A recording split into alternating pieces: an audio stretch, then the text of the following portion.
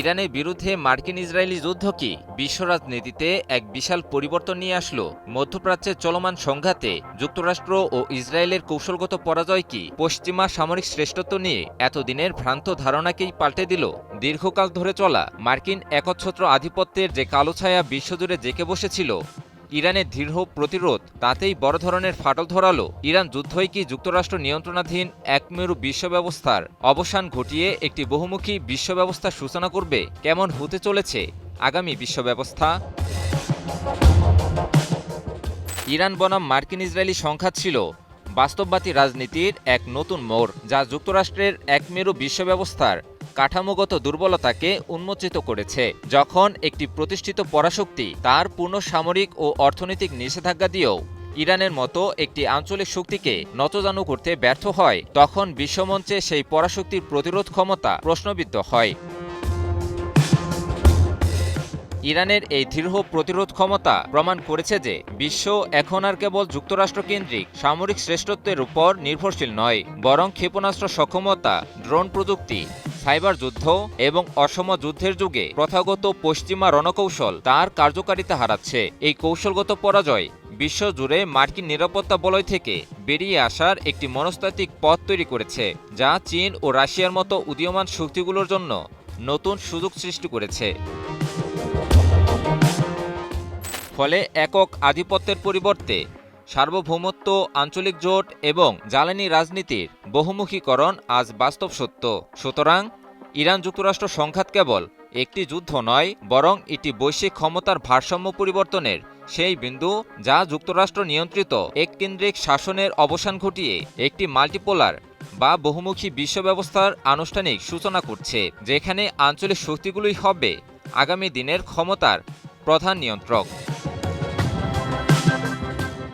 Multipolar বা বহুমুখী বিশ্ব ব্যবস্থা হবে এমন এক ভারসাম্যপূর্ণ ভূরাজনৈতিক মঞ্চ, যেখানে একক কোনো পরাশক্তির পরিবর্তে চীন, রাশিয়া এবং আঞ্চলিক শক্তিগুলোর সমন্বয়ে ক্ষমতার একাধিক কেন্দ্র তৈরি হবে।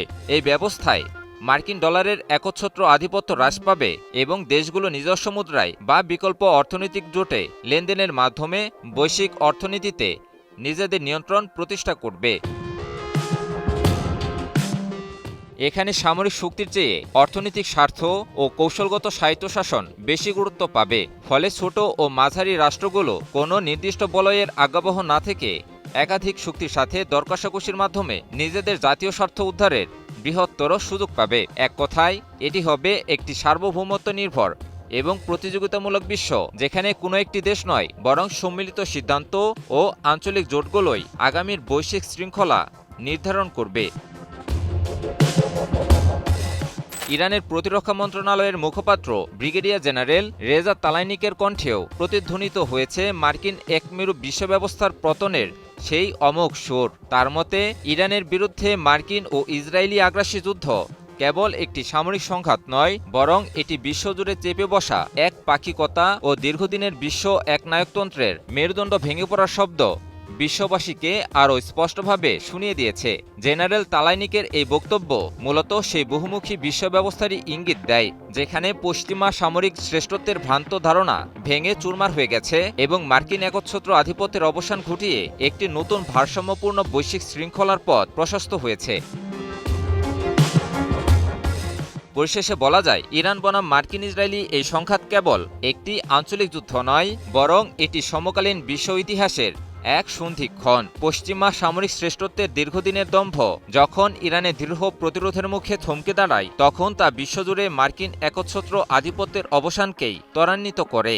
ব্রিগেডিয়ার জেনারেল রেজা তালাইনিকের ভাষায়, এটি ছিল বিশ্ব একনায়কতন্ত্রের মেরুদণ্ড ভেঙে পড়ার শব্দ, যা একমেরু বিশ্বের বিদায় ঘণ্টা বাজিয়ে দিয়েছে। আগামীর এই বহুমুখী বা মাল্টিপোলার বিশ্ব ব্যবস্থা, যেখানে ক্ষমতার কোনো নির্দিষ্ট কেন্দ্র থাকবে না, বরং পারস্পরিক শ্রদ্ধা ও সার্বভৌমত্বের ভিত্তিতে নতুন এক বৈশ্বিক শৃঙ্খলা প্রতিষ্ঠিত হবে, এটাই এখন বিশ্ববাসীর জন্য সবচেয়ে বড় প্রত্যাশা ও স্বস্তির বার্তা।